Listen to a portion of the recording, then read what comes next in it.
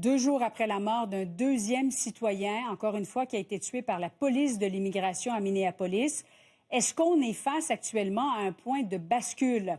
Devant l'escalade de tensions, l'administration Trump semble vouloir apaiser le ton. On ira voir de quoi il en retourne exactement dans un instant avec Raymond Filion. Mais d'abord, Félix, vous êtes à Minneapolis. Alors, comment s'est déroulée cette journée sur le terrain? Alors, Julie, c'est une journée en montagne russe à Minneapolis, Saint-Paul, alors que le président américain tente de jouer l'apaisement. Les tensions sont toujours vives ici. C'est 900 voici les chiffres, 900 d'augmentation d'effectifs des agents de ICE depuis que le président américain a décidé de les envoyer sur le terrain.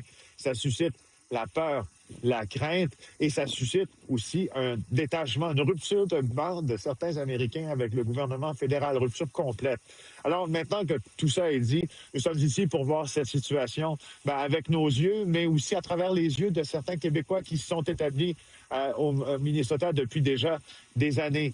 Je veux absolument vous présenter l'entrevue réalisée avec cet ex-joueur de la Ligue nationale de hockey, né à Alma, grandi au Québec, a joué pour les Canucks de Vancouver, les Flames de Calgary, Guillaume Desbiens, et après aux États-Unis dans les circuits professionnels. C'est ici qu'il a décidé d'élever ses enfants, c'est ici qu'il vit, et c'est ici aussi qu'il constate que son pays d'adoption s'en va, dit-il, à la dérive. C'est difficile, c'est lourd, c'est pesant. Évidemment, j'ai 2 filles de 6 et 13 ans, puis d'essayer de leur expliquer un petit peu dans des mots qui comprendraient qu'est-ce qui se passe en ce moment, c'est difficile. Tu sens qu'on dirait que la démocratie, comme qu'on la connaît depuis toujours, est en train de s'effriter un petit peu. Tu sens un point de rupture ou un point tournant des citoyens américains par rapport à leur existence passée, puis actuelle et future?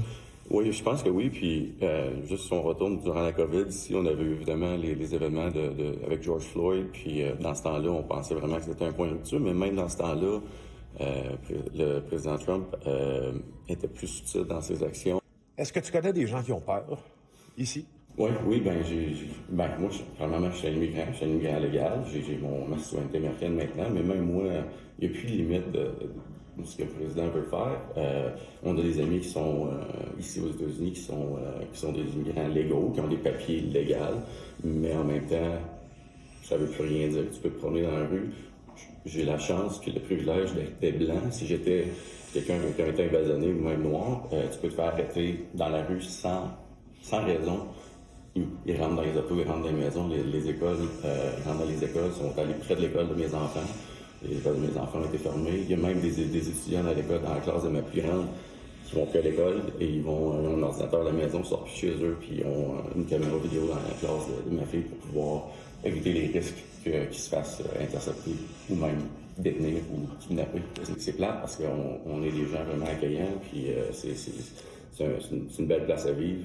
J'ai mes 2 filles ici, puis c'est plate de voir qu'on est dans les nouvelles nationales ou internationales à cause de ce qui se passe ici. Alors, voilà, Julie, de Minneapolis-Saint-Paul, nous nous retrouverons au bilan avec Paul Larocque et un peu plus tard dans les bulletins de soirée sur TVA et LCN. Merci, Félix. Bon travail.